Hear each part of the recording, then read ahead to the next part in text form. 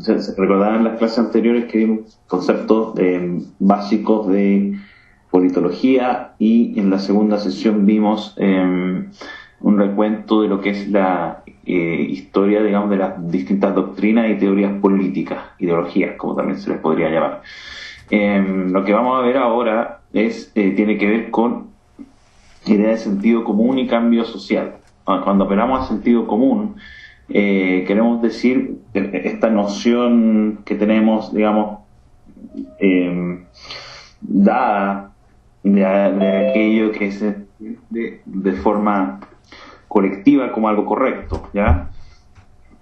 Y en ese sentido, la idea de cambio social que va relacionada a ella tendría que ver con, por ejemplo, si es que el sentido común también puede cambiar. Lo que vemos ahí en pantalla, la imagen que aparece ahí es una imagen que va a ser de importancia para lo que vamos a ver hoy día, pero lo vamos a dejar para el final, ¿ya? Entonces, para que retengan un poco esa imagen de lo que está ocurriendo ahí, porque vamos a concluir con algunas apreciaciones sobre ello. Y bueno, un elemento importante de esta clase de hoy día es la juventud. Se apela a que la juventud es efectivamente el recambio generacional. Básicamente lo que se cultiva en las siguientes generaciones va a ser lo que va a germinar, lo que va a ser el futuro, ya sea de un país, de una nación, de la humanidad en su conjunto, etc. Recording in progress. Esta frase de Salvador Allende es muy famosa, muy conocida, digamos. Dice que está dicha el 2 de diciembre de 1972. Dice que ser joven y no ser revolucionario es una contradicción hasta biológica. Lo que tenemos que leer, digamos, detrás de esta frase, evidentemente, es una apelación al concepto de juventud, pero una apelación que tiene un direccionamiento, digamos, bastante claro, bastante específico, ¿ya?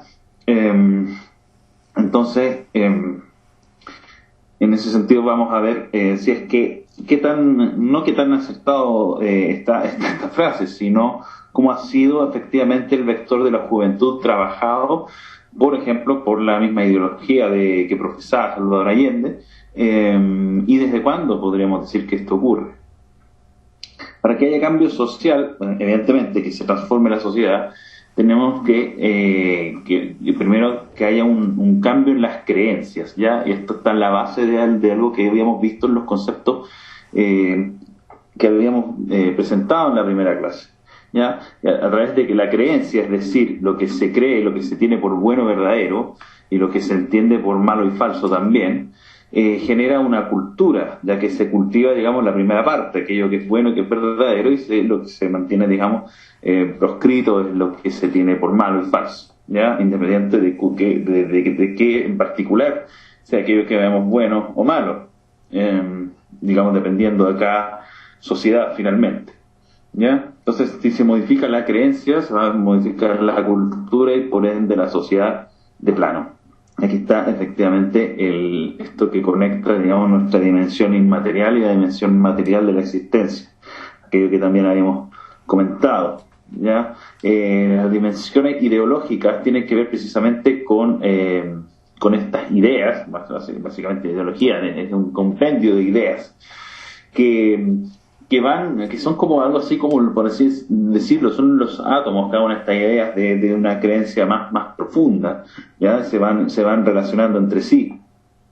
Y bueno, en base a esto, si percibimos el mundo de una forma y le atribuimos un sentido de tal manera, vamos a tener una ideología acorde a conseguir eso y a que eso se concrete en el mundo, ¿ya? Hay todo un proceso por el cual las ideas van a llevar a un cambio social. O sea, primero, como hemos dicho, son estas ideas las que van entrando a las creencias, digamos, van modificando las creencias y van generando el cambio cultural que va a tener un cambio social, ¿ya? Y este cambio social entonces va a tener incorporado que hay un nuevo sentido de la realidad, nuevos términos de la realidad y nueva razón de la realidad, ¿ya? Y ahí, de ahí tenemos aparejado, digamos, a esto, este diagrama de filosofía y política que habíamos explicado en la primera sesión, ¿ya? Con esta relación que hay entre filósofos, quienes plantean estas cosmovisiones de cómo es la realidad, los doctrinarios que llevan esas cosmovisiones en un proyecto político y los líderes que van a llevar a cabo ese proyecto político, ¿ya? Entonces, ¿cómo vamos a ver que una creencia, la modificación de una creencia puede generar algo tan grave o tan importante como un nuevo orden político, la transformación completa de un orden político de una sociedad determinada? La creencia al modificarse va a modificar la conciencia de las personas, ¿ya? Esto implica que se cambia completamente los lentes, por así decirlo, con los cuales esa persona va a enfrentar la realidad. Va a generar un nuevo discernimiento y una nueva valoración. Lo que antes te parecía bueno, ahora te parece malo. Lo que antes te parecía malo, ahora te puede parecer perfectamente valorable. Básicamente, en esa la modificación de la creencia implica, por lo general, adoptar nuevos valores, ¿ya? Pero aquí está algo que por lo general se omite, que es la parte que no es de las categorías quizás que tienen que ver con el raciocinio, que tiene que ver con los sentimientos, las emociones, los afectos y estos claves, las lealtades. ¿Qué es lo que genera, por ejemplo, que en una familia que podríamos clasificar de conservadora quizá, o de cuyo padre, madre sean conservadores, sin embargo en la mesa familiar una de su hija es feminista y detesta, digamos, la formación con que ha sido inculcada en su familia, tiene una mala relación con su padre por ello, y si tiene que elegir entre sus amigas feministas y su propia familia, va a preferir a su amiga. Eso es un cambio de lealtad que tiene que ver con modificaciones de creencia, modificaciones de conciencia, que tienen que ver con toda esta transformación del tejido social, ¿ya? Ahí cambian los sentimientos, las emociones, los afectos, ¿ya? Y por ende las lealtades. Ese cambio de lealtades va a generar una nueva adhesión.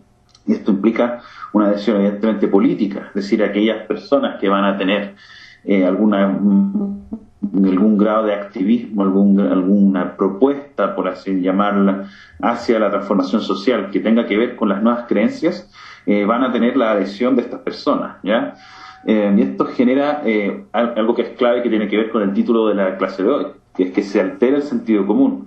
Cuando se altera el sentido común es que hay cada vez más personas que consideran que esta nueva valoración es la correcta, ¿ya? Entonces, este cambio en el sentido común es lo que va a generar que haya básicamente sentidos comunes en disputa, ¿ya?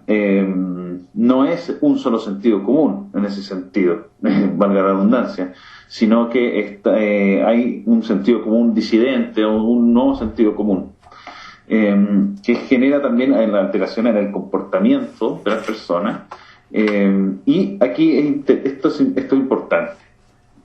La dirección ideológica es aquella que busca esta alteración del comportamiento porque va a generar cambios en la misma conformación de la sociedad, ¿cierto? Y esta dirección ideológica es la misma que se encargó o que buscó modificar las creencias en primera instancia, es decir, estos son sus primeros, su objetivo principal y el por añadidura. Modificar la creencia en primer lugar y alterar el comportamiento de las personas, de grandes masas de personas, ¿ya? Para movilizarlas, para dirigirlas, etc. Esto es lo que genera que al final se traspasan las fuerzas políticas, se transfiere el poder a los nuevos grupos, a los nuevos representantes de estas nuevas ideas, y por ende puedan transformar el orden político, ¿ya? Bueno, habíamos visto este proceso de fases que tiene que ver con cómo se transforma también en una coyuntura el orden político, ¿ya? Cómo hay una ruptura a nivel social con el orden anterior, que se desalinea la gente de ese orden anterior, se realinea en una idea nueva y se alinea, digamos, en un nuevo sistema, y así es un proceso. Para entrar un poco al tema de la juventud y cómo tiene que ver, cómo es involucrada la juventud en este proceso, vamos a remitirnos un poco a la historia, y si bien Vamos a partir con nuestra idea de lo que es Occidente, esta conjunción de cristianismo, de pensamiento griego, de derecho romano-germánico, y vamos a considerar desde la Edad Media, por ejemplo, con toda la secuencia de escuelas filosóficas que habíamos comentado, cómo es más o menos, cómo podríamos calificar más o menos todo el tema de los cambios, recambios generacionales, ¿ya? Le podríamos decir que la transformación, si bien evidentemente siempre ha habido, digamos, impulsos en la juventud que tienen que ver con más energía, digamos, ideas nuevas o concepciones quizás más frescas, lo cierto es que podríamos decir que si bien había ideas y había disputas que podríamos llamar políticas, que podrían ser de una u otra elemento filosófico, en momentos anteriores de la humanidad no existía esta noción de que por necesidad la generación joven tenía que derribar todo lo que había construido la generación adulta. Eso no era necesariamente así, para nada. Quizás las primeras concepciones de algo así vienen en la modernidad, precisamente con la instauración de los estados nacionales y las generaciones románticas, ¿ya? Esas quizás van a ser algunas de las primeras generaciones juveniles que van a tratar de decir que quieren construir un mundo nuevo o un orden nuevo, con una apelación quizás a la generación de sus padres como tal.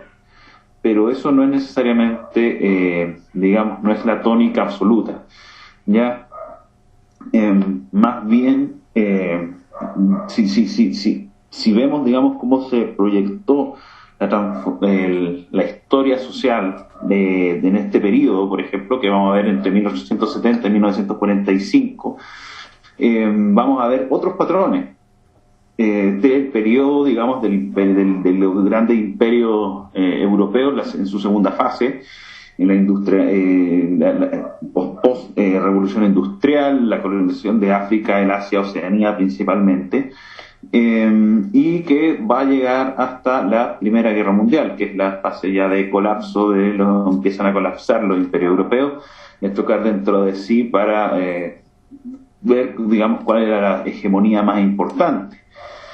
En esta época podríamos, como vemos en estos afiches originales de la Primera Guerra Mundial, lo que podemos ver es una apelación a el espíritu patriótico principalmente de las juventudes, ¿ya?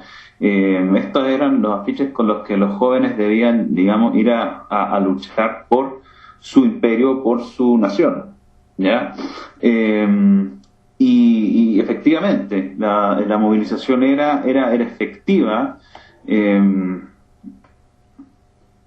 Podemos ver en las representaciones de cómo marchaban, digamos, y también hay registros que marchaban hacia la Primera Guerra Mundial, 1914 principalmente, cómo se marchaban por lo general los ejércitos europeos con mucho orgullo, con mucha como un acto no solo heroico, sino que también que con muchos beneficios, mucha repercusión social del estatus que implicaba, digamos, para participar en una de estas guerras, ¿ya? Y podemos ver que hasta los niños utilizaban ropa que ya implicaba, digamos, lo bélico, el traje marinero que representaban las grandes nuevas potencias marítimas, digamos, los imperios europeos para llegar al África, al Asia, Oceanía, tenían efectivamente que volcar gran cantidad de su población al ejercicio de las fuerzas navales, ¿ya? Entonces había toda una estructuración cultural, digamos, para fomentar desde temprana edad ese tipo de actividades.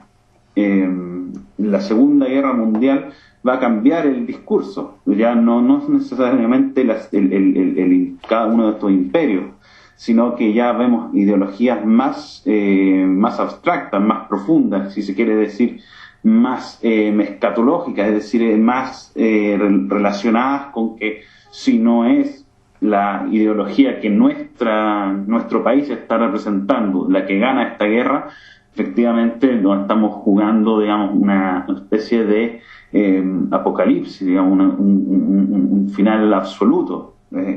Por eso, digamos, se moviliza el espíritu hacia la juventud que va a luchar esta Segunda Guerra Mundial en estos símbolos que son de ideologías, digamos, bastante claras, bastante profundas. Y estos también son afiches, digamos, de la época de la guerra, de la Segunda Guerra Mundial.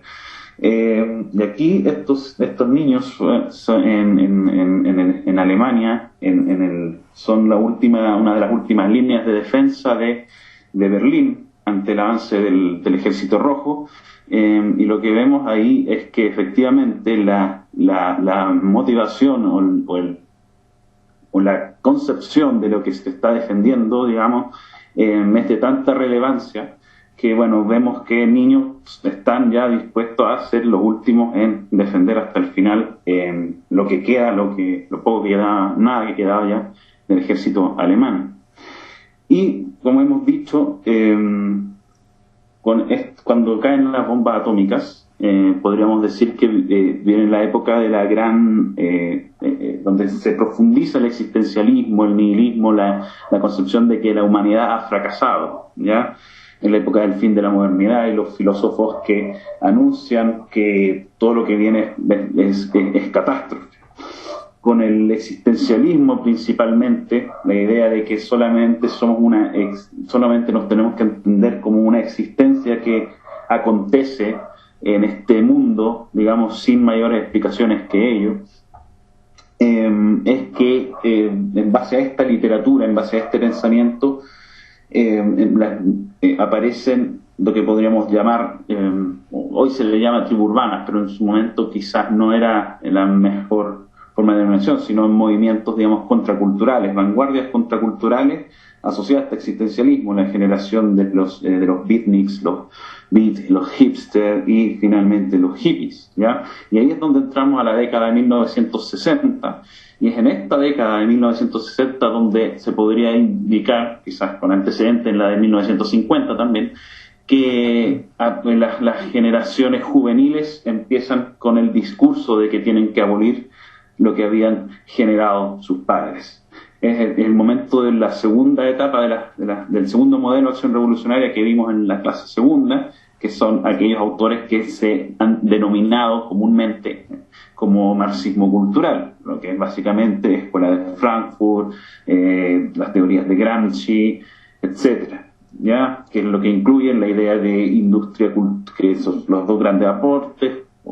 Dentro de esos grandes aportes está la idea de el trabajo, digamos, desde Freud por el tema de la sexualidad y con el fin de abolir la familia como un elemento de reproducción del capitalismo, y por el otro lado las industrias culturales, la idea de que se pueden capturar las industrias culturales como el cine y la música para llevar a cabo la transformación social, ¿ya? Coinciden entonces estos modelos. Le podemos agregar el situacionismo, que es esta perspectiva anarquista de transformación de la vida, ¿ya? De transformación de los sujetos, de romper con el capitalismo mediante llevarse a sí mismo a una vida a una vida que por vía del arte, entre otras cosas, lleva, digamos, por ejemplo, a la vagancia, a la extravagancia, al desertar del sistema, a la ruptura con perjudicar la existencia de otros en el sistema. Ese tipo de cosas es lo que nos lleva, por ejemplo, a un autor como este. Jerry Rubin es un anarcocomunista norteamericano activo entre los años 60 y 70, activo en guerrilla, y dice en uno de sus textos lo siguiente: dice: América estaba atrapada por sus contradicciones. Mi padre admiraba su casa, su auto y su cuidado césped, y él estaba orgulloso de ello. Todas sus posesiones materiales justificaban su vida. Él trató de enseñarle a sus hijos. Él nos dijo que no hiciéramos aquello que nos apartaría del camino del éxito. Trabaja, no juegues, estudia y no seas holgazán. Obedece y no hagas preguntas. Haz dinero y no provoques olas. Lo que dice aquí, lo que relata Rubin es efectivamente la enseñanza, digamos, de su padre en un orden establecido, como un orden, el orden, digamos, del progreso del sueño americano, o sea, si se quiere, digamos, el sueño la vida, digamos, de la productividad, del hacer bien las cosas, del trabajar, y el rechazo, digamos, una vida, digamos, evidentemente de desorden, que es exactamente lo que él hace, digamos, él relata esto como una burla, como una forma de expresar con desprecio las enseñanzas que habría recibido, digamos, de su padre, sino para exponer que efectivamente él va a tomar el camino contrario, ¿ya? Y Rubin es un situacionista. Entonces coincide, digamos, con la época del movimiento hippie entre mediados y fines de los años 60, donde aparece esta idea, digamos, del descarte de la vida capitalista occidental para asumir, digamos, perspectivas que vienen influidas por el orientalismo, por la perspectiva, digamos, de las vidas en comunas, digamos, sin propiedad privada, de amor libre, ese tipo de influencias. Sin embargo, poco se conoce el movimiento hippie, que va aparejado, digamos, se extiende hasta los años 70, que es, por así decirlo, la versión más bélica y más armada del movimiento hippie. El movimiento hippie viene su nombre del Youth International Party, que significa Partido Internacional de la Juventud, ¿ya? Y vemos que la palabra juventud está incluida en el nombre, y eso tiene un motivo. Efectivamente, son aquellos que indican de forma como objetivo que es la juventud la que se alza para abolir el mundo, digamos, de sus padres, ¿ya? Esto es importante, y veremos algunas de sus, fotografías de ellos y algunas de sus imágenes, ¿ya? Esa imagen, por ejemplo, es muy de la estética del situacionismo, ¿ya?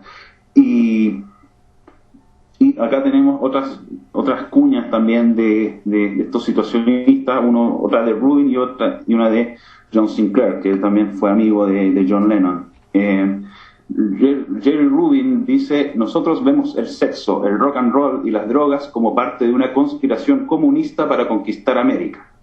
Nosotros reducimos la política a la simplicidad de la lírica del rock and roll. Los hippies tecnólogos están trabajando duro para desarrollar un equipo de rock transportable, para así poder combatir a la policía y bailar rock al mismo tiempo. ¿Ya? Podemos ver que empiezan a entrecruzarse los fenómenos contraculturales con efectivamente una agenda que tiene que ver con un programa político, y lo dice en la primera parte de la cita, ¿ya? Utiliza la palabra comunista con todas las de la ley, ¿ya? Y lo que dice John Sinclair, que está esposado también ahí en la fotografía, dice: nuestro programa de rock and roll, drogas y sexo en las calles es un programa de libertad total para todo el mundo, y estamos totalmente comprometidos para llevar adelante nuestro programa. Respiramos revolución, ¿ya? Este es una de las primeras transformaciones relevantes que tenemos que considerar de los años 60, ¿ya? En adelante. La segunda es la Revolución Cultural China, que va a tener algún impacto también en lo que va a ocurrir en Occidente, principalmente como influencia. La Revolución Cultural China refiere a este momento en el cual Mao está ya bastante viejo, y teme que algunos de sus generales que le siguen en la antigüedad podría relevarlo del cargo. Lo que hace, en complicidad, digamos, la mente maestra de esto fue precisamente su esposa, y algunos de su círculo de hierro. Lo que ellos piensan junto a Mao es que lo que van a hacer es un movimiento de propaganda, una especie de ofensiva cultural, donde van a enardecer a los más jóvenes para acusar a las generaciones más viejas de estar ya vendiéndose al capitalismo. Lo que generan ahí logran, digamos, desmontar toda la estructura de grandes líderes y generales que están cerca de hacerle el contrapeso a Mao y hacerlos perder su credibilidad por esta idea de recambio juvenil y generacional. Sin embargo, esto también tiene implicancias en toda China, con profesores que son, digamos, esto parte también en los colegios, universidades, profesores que fueron, digamos, incluso muertos, y mucho ataque a muchas personas que eran declaradas que le estaban traicionando a Mao. ¿ya? Estos jóvenes emergen, digamos, para defender y restituirle más poder al líder, ¿ya? Esta revolución cultural china fue aplaudida por la intelectualidad comunista francesa principalmente, entonces estaban los Sartre y muchos otros pensadores del tránsito del existencialismo a la deconstrucción. Digamos que en esta época el comunismo francés, entre otros comunismos de Europa, estaban mirando con desprecio ya al modelo soviético, estaban buscando una nueva orientación y miraban con mucha simpatía a China, a Cuba y otros casos más, para ellos, más exóticos. ¿Ya? Ellos encontraban que esta veneración que había de las juventudes por Mao era algo admirable, algo positivo, algo que ojalá que pudiera replicarse en Occidente. De ahí hasta esto va a generar una repercusión inmediata en el mayo del 68 francés, que también se replica en otros lados del mundo. Algunos dirán que es la revolución mundial del 68, que tuvo un antecedente en Chile en la toma de la Universidad Católica en el año 67. ¿Ya? Y en mayo del 68, que está influenciado, participan en los principales intelectuales de izquierda, recibió Marcuse de la Escuela de Frankfurt, alemán, pero es recibido en las universidades de París con su nuevo libro, no recuerdo el título de cuál era el que publica para esa fecha, es recibido casi como si fuera Elvis Presley, con desmanes, con gritos, es recibido como un héroe nacional prácticamente. Y se proclama la tríada de las 3M, Marx, Mao y Marcuse. Es la tríada del mayo 68 que aquí vemos representada con algunos de sus afiches también de la época. Ya vemos algunas cosas que llaman la atención sobre lo que podríamos decir que es una constante que vamos a ver en Occidente en las movilizaciones posteriores. Por ejemplo, la idea de la universidad, de universidad popular, dice ahí, la idea de los universitarios llevando, digamos, la batuta de las revoluciones, la idea de llevar a los universitarios como antagonistas de la policía, artistas intelectuales revolucionarios junto a los estudiantes. Vemos acá que se sale un poco del mundo obrero, se sale bastante del mundo obrero para llevar a esta nueva intelectualidad al protagonismo, una intelectualidad también joven, al protagonismo, digamos, de la revolución. Es donde caemos, digamos, de lleno ya en el mundo de la deconstrucción como modelo político y revolucionario, ¿ya? La fase de estos pensadores, y vamos a ver un poco cómo esto se trabaja desde el feminismo. El feminismo lo vamos a tomar de ejemplo como una de las ramas que va acompañando estas transformaciones culturales y políticas, ¿ya? Y que va a ser parte, digamos, dentro del fenómeno de la deconstrucción, va a tomar una parte importante. Y vamos a ver un poco cómo opera, ¿ya? Lo vamos a ver primero, lo vamos a definir, y esta definición que ocupo acá la voy a explicar. Dice: el feminismo lo vamos a entender como un dispositivo ideológico de militancia, ¿ya?, que cuestiona los límites y posibilidades políticas de lo femenino. Esto es importante porque no tiene que ver con la mujer. Lo femenino se tiene que entender entre líneas como otra cosa.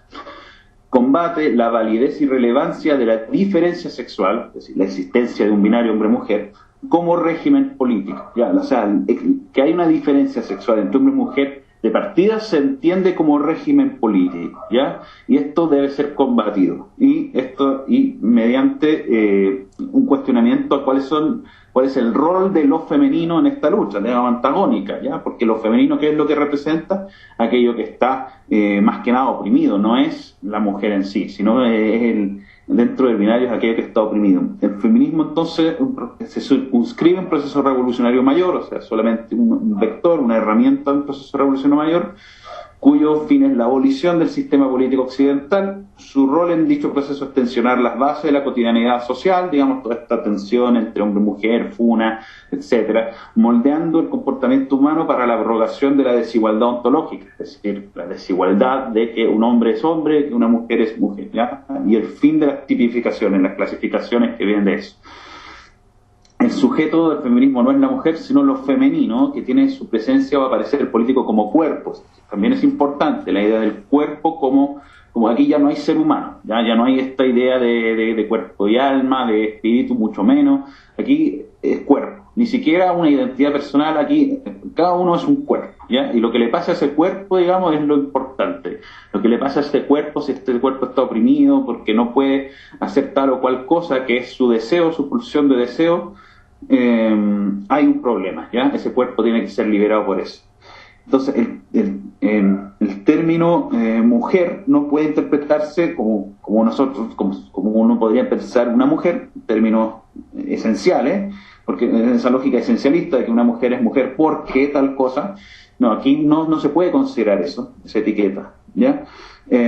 Lo femenino, entonces, es tomar posición en el binario masculino-femenino, por el que está oprimido, obviamente, para que pueda, digamos, ser llevado a distintos cuerpos, distintas corporalidades pueden ser calificadas como femeninas, ¿ya? Entonces, por eso incluyen, por eso está esta simpatía, digamos, del movimiento feminista por otras, digamos, por otras causas que van paralelas, como el mundo indígena, como el mundo inmigrante, etcétera, ¿ya? Esos son otros cuerpos que pueden ser partes de esta unión de cuerpos contra la dominación, contra el poder, digamos, contra el poder entendido en una estructura masculina, jerárquica, occidental, ¿ya?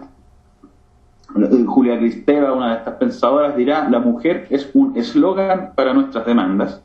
O sea, es una frase bien relevante. Y otra de Michel Foucault dice: se trata de reivindicar unos derechos desconocidos, es decir, declarar la guerra declarando derechos, ¿ya? La declaración de derechos como herramienta, digamos, no es por los derechos en sí, sino como herramienta con otro fin. Ya, aquí vamos a hacer una pequeña, bueno, esto no voy a profundizar mucho en eso, pues si tuviéramos quizás más tiempo, pero aquí esta carta, por ejemplo, que escriben en la Fundación No 21, que está ahí, digamos, por ejemplo, Beatriz Sánchez y otras, varias feministas de distintas edades, distintas ocupaciones. Esto es para las tomas feministas del año 2018, ¿ya? Y vemos varios conceptos bien interesantes en esta carta que tienen que ver precisamente con cómo plasman la ideología. Me gustaría, por ejemplo, destacar, ¿ya?, la idea de que inofensivo concepto de género, ¿ya? Aquí hay un cambio, ya no se habla, ya el género, digamos, ya cumplió su rol en el proceso revolucionario, hablar de género, hablar de agenda de género, etcétera. Entonces, lo que viene acá es repensar la educación, ¿ya?, desde una perspectiva no sexista. Y el no sexista viene de la idea más bien no del sexismo, digamos, del como se puede entender sencillamente, sino como el no sexo, ¿ya?, la ausencia de sexo, la ausencia de distinción ontológica o esencial de este régimen político, que es la diferencia entre hombre y mujer, ¿ya? Otra cosa interesante es que dicen, por ejemplo, acá entran, bueno, acá entra en diálogo y contradicciones, algo completamente, digamos, viene de la hegelianismo marxista, digamos, clásico, pero también ellas se circunscribe, digamos, un proceso revolucionario mayor cuando indican que tienen que ver esto con las mayorías sociales golpeadas por el neoliberalismo, ¿ya? Entonces ahí entonces entra a ver que esto es parte de otra cosa más grande, ¿ya? Profundización de la democracia, ¿ya? Eso tiene que ver con la transformación de la democracia liberal en una democracia radical, ¿ya? Eso está en Lenin, Marx, etcétera. Correr los límites de lo posible tiene que ver con Sartre. Él habla de los límites de lo posible, es decir, la limitación para poder imaginar el mundo, un mundo sin capitalismo, básicamente. Y abajo también tenemos esta idea que es muy relevante, la idea de disputar los sentidos comunes. Y esto es clave porque tiene que ver con aquello de lo que estábamos hablando desde el comienzo, que es si hay un sentido común, que es el que tienen los occidentales, digamos, hay que poner otro alternativo y hay que ponerlo en disputa, y que sea nuestro sentido común el que gane, ¿ya? El petitorio de feministas de la Universidad de Chile de ese año tiene también distintas cosas interesantes. Ya hablan de cuáles son, por ejemplo, sus objetivos, que son, por ejemplo, el patriarcado, la iglesia, el capitalismo, en su conjunto el modelo neoliberal. Vamos a ver distintos elementos, por ejemplo, cosas que transgreden completamente los sentidos jurídicos convencionales, ¿ya? Suspensión preventiva, referirse a la justicia del país como justicia ordinaria. Tenemos también acá la idea de estas ideas de reeducaciones, ¿ya? Capacitaciones para docentes, monitores que tengan tratos racistas, sexistas, ¿ya? Y así hay muchos otros elementos de este tipo en estos editorios que nos hablan de cierta de hegemonía ideológica en este sentido, ¿ya? Lo mismo para la marcha feminista del 8 de marzo del 2019. Y aquí tenemos un montón o sea, aquí no sé para qué marqué tantas cosas, si al final todo prácticamente todo se puede leer políticamente en distintos temas que podríamos destacar. Ya hablaban de plurinacionalidad, bueno, eso no es tan antiguo para ellos, ¿ya? La idea es la noción de cuerpo, importante. Nosotros habíamos hablado de cómo es la noción de cuerpo en la deconstrucción, en toda esta nueva izquierda. Bueno, aquí lo dice, ¿ya? Disidencias sexuales, cuerpos racializados, migrantes y comunidades, ¿ya?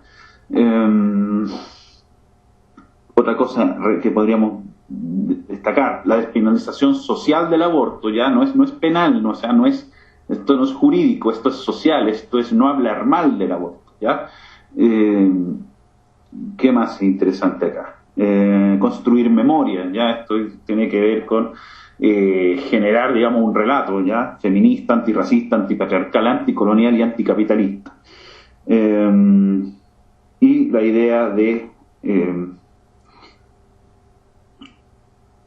bueno, también está metido el tema de Araucanía, ¿ya? Y así, muchos otros temas que están ahí. Después van a incorporar más aún, para la del 2020, el tema anticarcelario, ¿ya? Que es uno que quieren escalar ahí, que, bueno, tiene también incidencias, como podemos ver en la vida real. O sea, el programa que ellos van incorporando va ejerciendo, digamos, va generando transformación en la sociedad. Y así van avanzando distintos tipos de agenda, distintas marginalidades, porque esto es importante también en la deconstrucción, son distintas marginalidades que emergen para demoler, digamos, lo que se entiende por establecido, ¿ya? Antes de esto, voy a... Entonces, aquí algunas fotografías para ver esto un poco más gráfico. Entonces, la época de la toma y la contratoma feminista en la Católica, año 2018.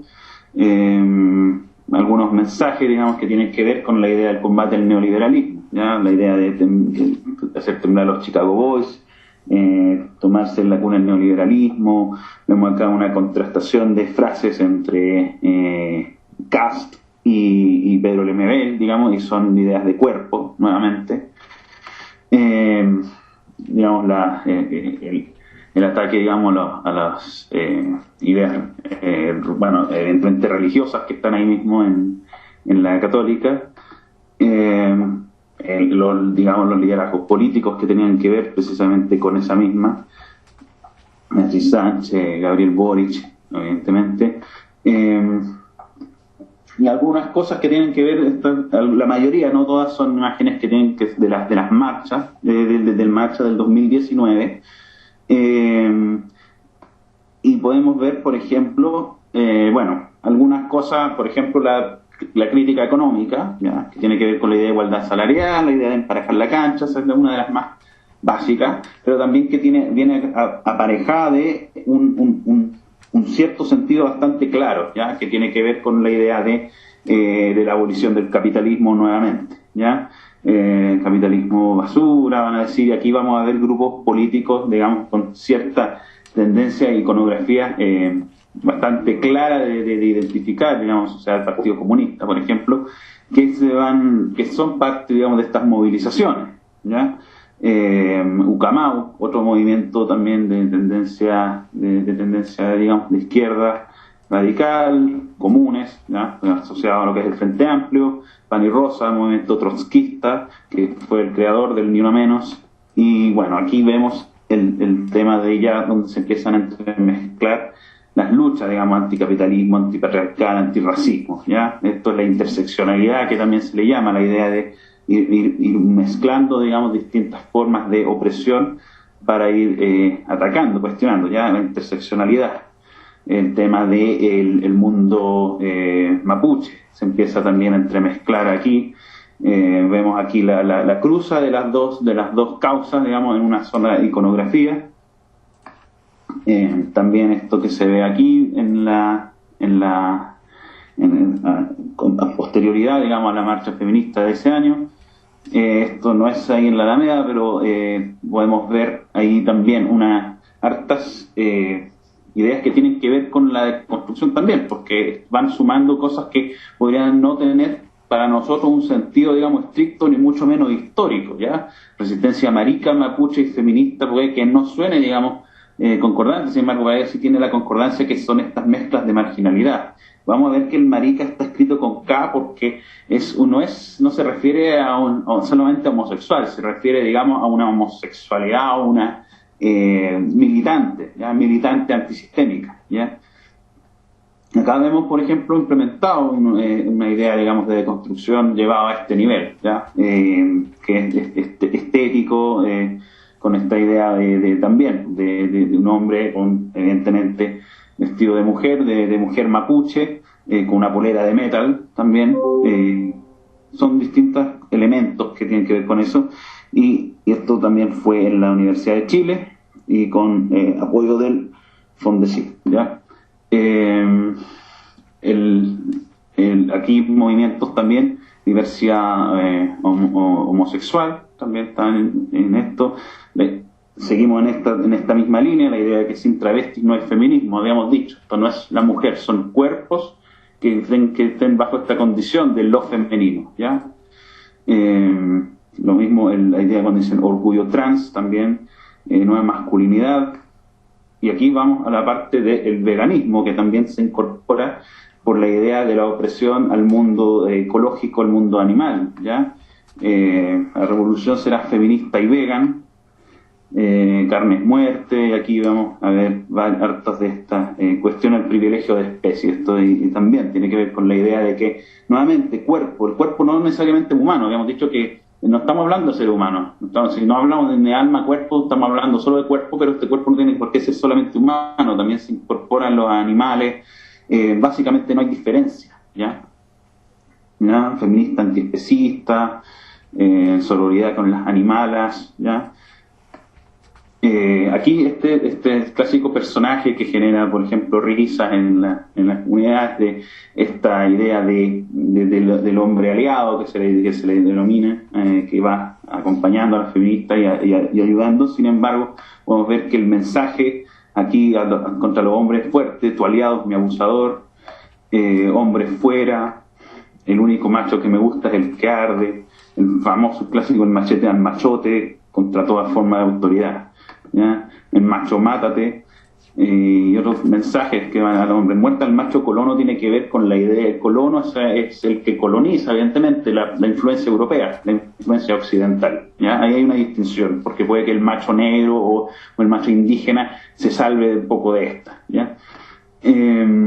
Las pacas no son compañeras, y aquí empieza también el cuestionamiento, que no tiene que ver nuevamente con la mujer. No es la mujer aquí lo que importa, aquí lo que importa es aquello que está, digamos, en el sistema de opresión, el sistema neoliberal. Entonces, ni las pacas ni las cuicas son compañeras, ni monja, ni facha, ni paca. abrazo a las ñañas, que es una forma de referirse entre ellas, y balazo a las pacas, y así está el discurso, ¿ya? La idea de revolución, respeta mi existencia o espera resistencia, con imagen también, rebelión, esto es interesante, declarar la guerra al sistema femicida, ¿ya? La idea de declaración de guerra, ¿ya? A la guerra, excepto que algunas quieren justicia, nosotros queremos venganza, ¿ya? Esto también es interesante, no se trata de la igualdad, sino que aquí hay una declaración de venganza. ¿Qué dice Mike Orsini cuando fue a una librería feminista? ¿Qué fue lo que ella compró? Entre otras cosas, este libro, Foucault para encapuchadas, digamos, del colectivo Manada de Lobas, que es liderado por Leonor Silvestri, ¿ya? Esto lo publica Mike Orsini en su Instagram, en sus historias de Instagram, ¿ya? ¿Y qué es lo que contiene este libro, por ejemplo? ¿Y quién es su autora? Su autora, Leonor Silvestri, filósofa, y dice, por ejemplo, experimentamos el sabor de la Molotov, de la nafta, el humo de la goma quemada, cortando el puente y abriendo el camino, como quien experimenta un maracuyá, un mango, un fisting. El fisting es la práctica de introducir una mano en el ano, ¿ya? ¿Qué más dice? No queremos sus leyes antidiscriminación, no los queremos a ellos, el mundo les pertenece a los héteros, habremos de tomarlo por la fuerza, habremos de forzarles el culo para que lo abran. También dice brutal violencia contra el régimen heterosexual, habíamos dicho, una política anal que consiste en meter en el culo todo aquello que cae en su proximidad y hacia afuera tirar pedos y mierda, ¿ya? Esto tiene hartas connotaciones, digamos, que vienen del lenguaje propio de la deconstrucción, ¿ya?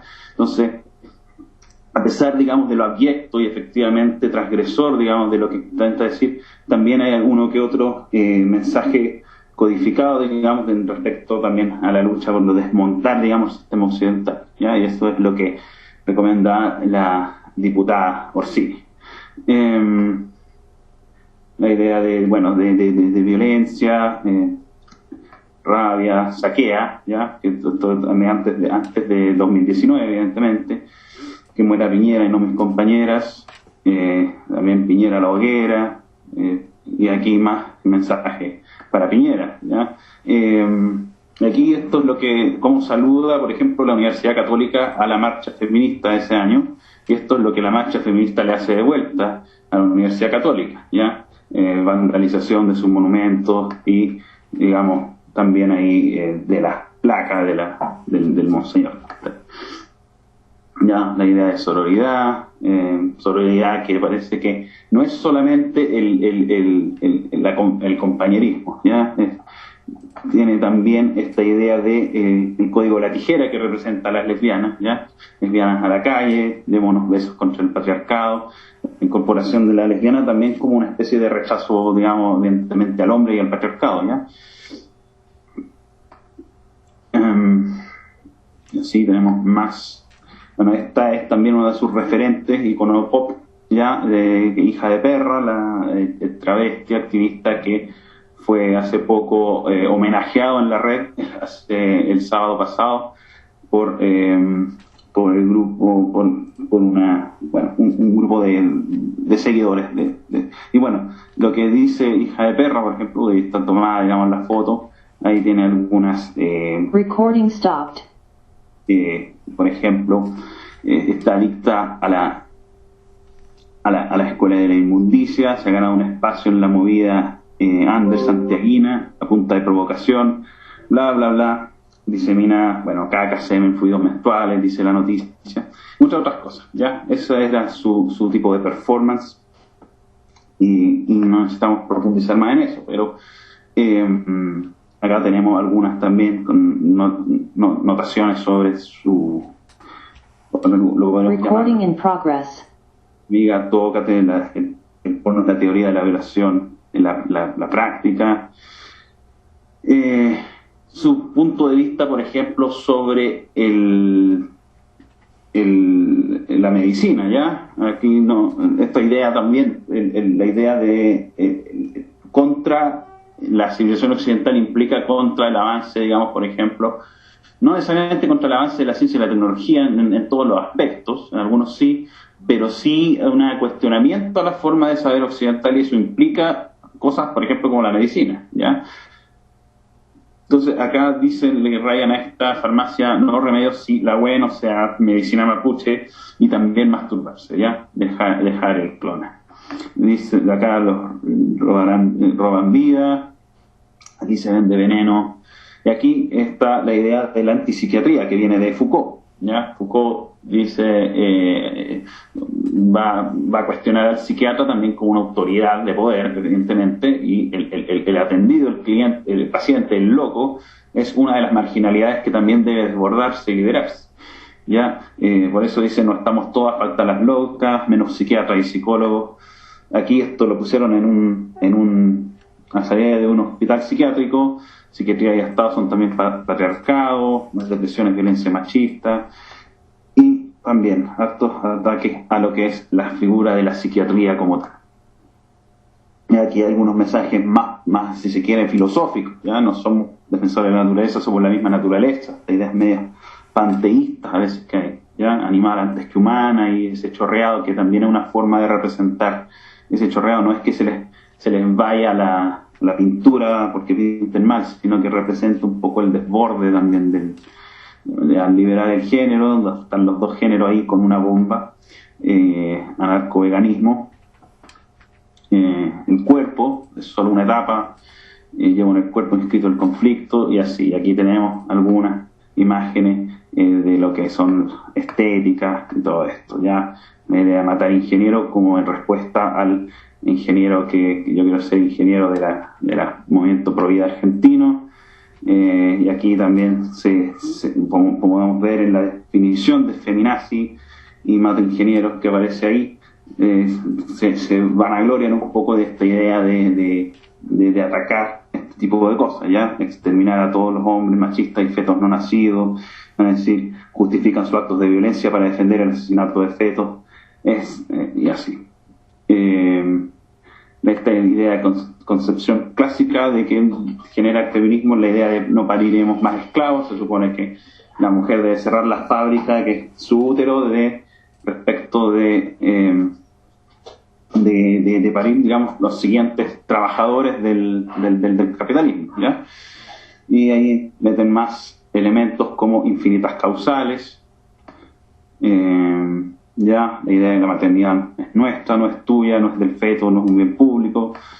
Y aquí hay varias cosas interesantes. Si el gobierno nos amenaza, vamos a seguir abortando en casa. Ya la fundación con las amigas en la casa. Pero lo que llama la atención acá es la edad de las niñas que están llevando este lienzo. Ya vamos a ver niñas que pueden tener básicamente 11, 10 años quizás, hasta 14, 16. Ya. Y este movimiento, y aquí también hay más, y aquí se nos acaba esta especie de inocencia de cuando dicen que nadie quiere el aborto, ¿ya? Porque el aborto sabemos que es malo, sin embargo, lo que dicen es que es un derecho, digamos, para quienes lo tengan que necesitar, ¿ya? Pero aquí hay una reversión aquí está la modificación de las creencias, ¿ya? Entonces, una reversión del concepto de aborto como algo bueno, como un regalo, ¿ya? Se llama a ti misma regalo de un aborto, ¿ya? Y aquí tienen algunas de sus cosas como ellas se aconsejan para precisamente llevar a cabo estas abortos, ¿ya? Y también más de las que dejaban, ¿ya? Esta más relativa a lo mismo: abortamos con placer, abortar es un acto de amor, niégate a parir.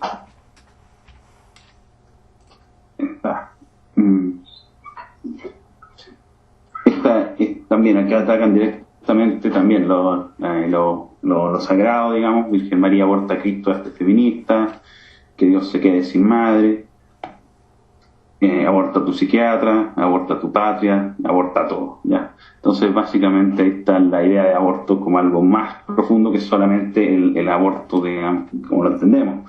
La idea del gato como el gato se incluye tiene una correlación con el mundo anarquista, ¿ya? Ellos reivindican eso, ¿ya? Y vamos a ver hartas codificaciones de estos mismos relativo al gato. Este gato tiene la tijera del lesbianismo, la anarquía, el veganismo, ¿ya?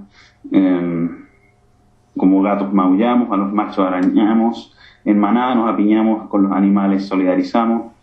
Este es un movimiento real, se llama así, el movimiento insurrecto por la autonomía de una misma, el movimiento Miau. Y este también es muy potente, la idea de están también los gatos, aborto con pastillas en casa y con los gatos. También tiene idea, esto fue en la Universidad de Chile, en la Casa Central. Dice, less humans, more cats, menos humanos, más gatos. Vemos ahí la encapuchada y el gato, o la gata con más gatos, tienen un feto, digamos, un niño muerto aquí. Y bueno, 1.000 pesos aporte sugerido previa inscripción. Metro Universidad de Chile.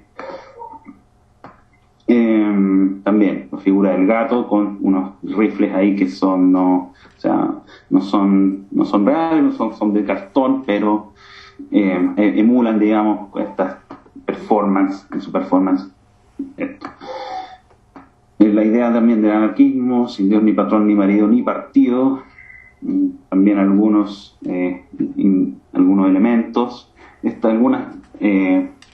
esto hace referencia al movimiento, lo vimos en la clase anterior, a los neozapatistas, que viene, ahí está el Ejército Zapatista de Liberación Nacional de México, donde una de sus miembros honorarios, aunque no lo...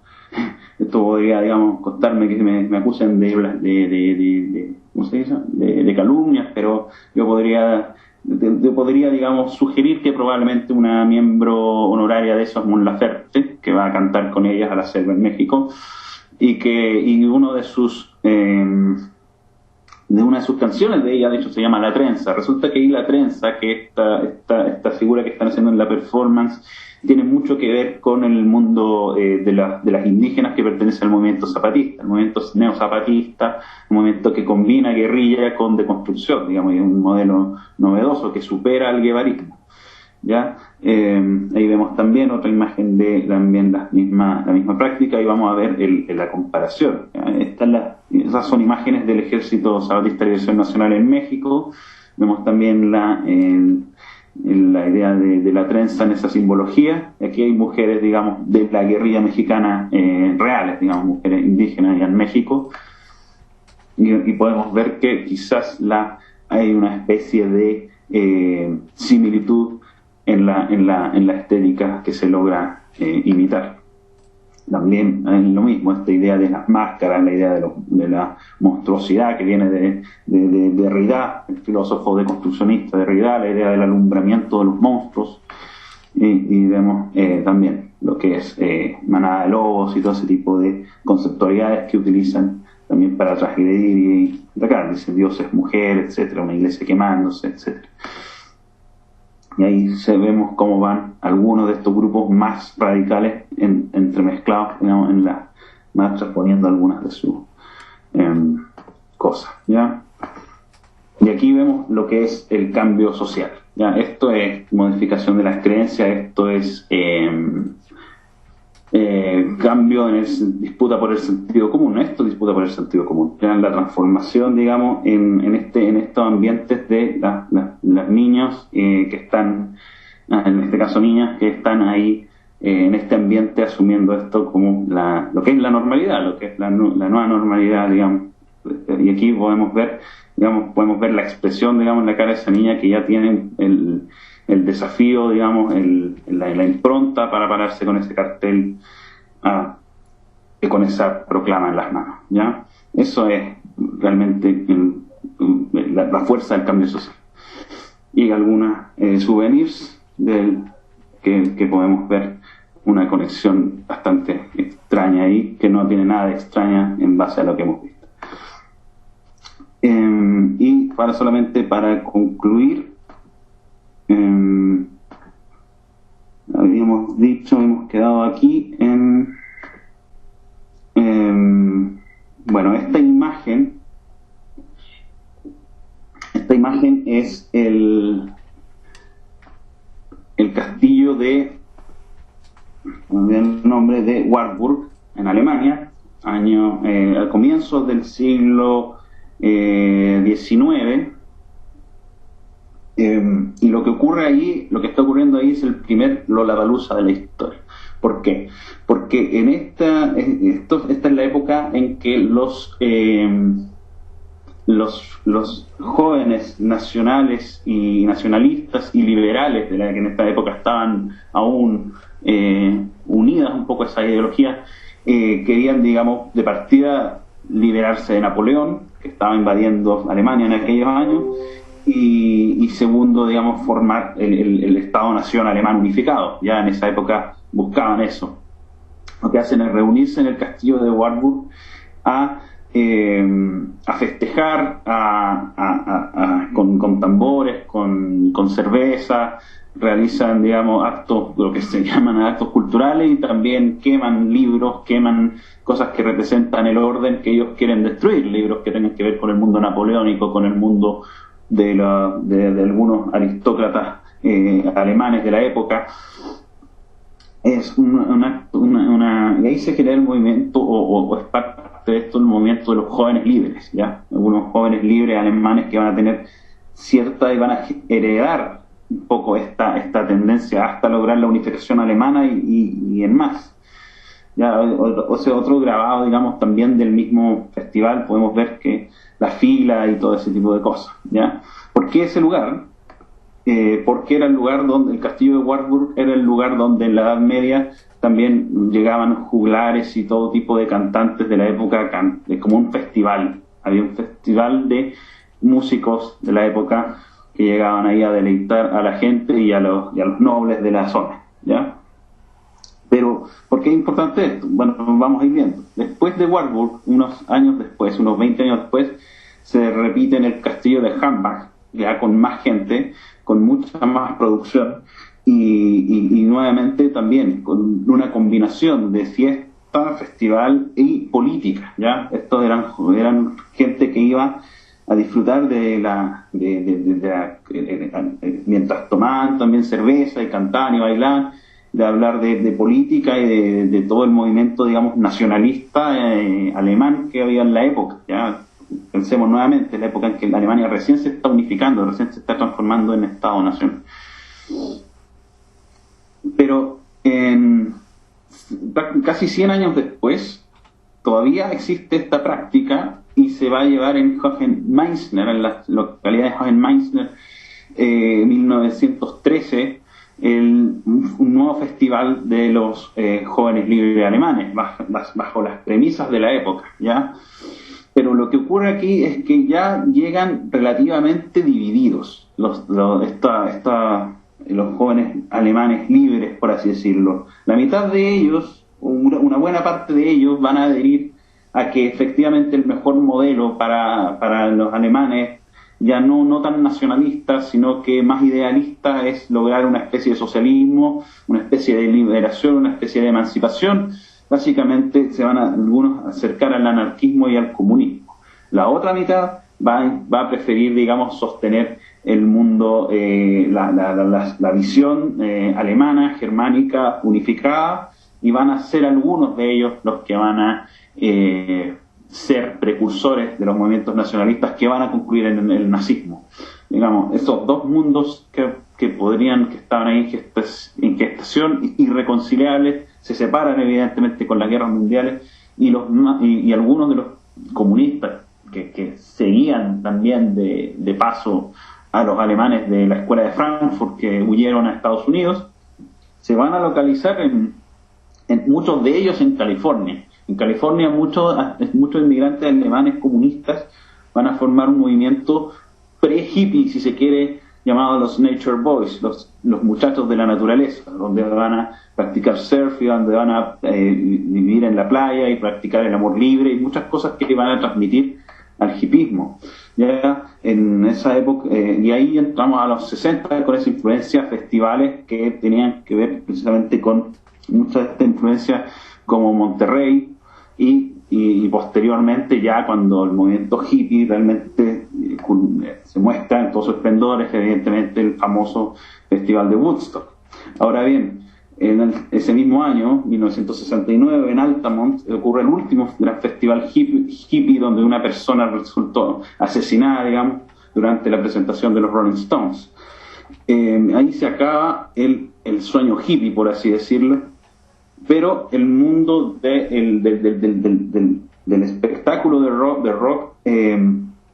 va a seguir su curso, ¿ya? Eso es claro. Pero no es tanto el mundo del festival de rock así, por ejemplo, los grandes conciertos, lo que nos importa, sino que nuevamente, y también con algunos intelectuales alemanes y algunas de estas subculturas, en los años 80, el movimiento Desolation Center va a retomar la idea de hacer, ya desde el anarquismo y el movimiento punk, obviamente, la idea de hacer festivales en la naturaleza, ¿ya? De perderse en el desierto californiano, a realizar este tipo de eventos. Uno de los jóvenes que participó en estos eventos en aquellos años era este personaje cuyo nombre es... se me fue. Pero su grupo se llama Jane's Addiction. Se me fue, por algún motivo se me fue en este momento el nombre del cantante, pero bueno, lo importante de este cantante es que hoy en día, como gran empresario, es el dueño y creador de Lollapalooza, ¿ya? Y toda su corporación asociada a Lollapalooza tiene, digamos, un fuerte influjo de simbología que tiene que ver con el mundo anarquista y post-situacionista que venía acompañándolo, ¿ya? No es en vano, digamos, el Lollapalooza que se permite esta iconografía en precisamente el año 2019, ¿ya? Esta fue famosa, esta presentación de los fiscales con esas imágenes, y bueno, y vamos a ver que ese mismo año 2019 también fue un año, bueno, ya sabemos lo que ocurrió en Chile al final de ese año, y a mediados de ese año, que no se olvide, es que fueron el pic del movimiento anarquista que se tomó el Instituto Nacional, ¿ya? Que eso fue una de las derivas que va a terminar también en los movimientos que van a asaltar los torniquetes del metro a fines de ese año, ¿ya? Evidentemente lo que quiero aquí exponer es una conexión entre las transformaciones culturales y la transformación de lo que hay en la cultura pop y lo que hay efectivamente en la transformación cultural que va acompañada del mundo de la música, del mundo del espectáculo y la inculcación de ideas que se va dando al mismo tiempo en ellas. Y Perry Farrell era el nombre de la persona del dueño y creador de Lollapalooza, ¿ya? Y eso es lo que podemos decir de la transformación, el cambio social.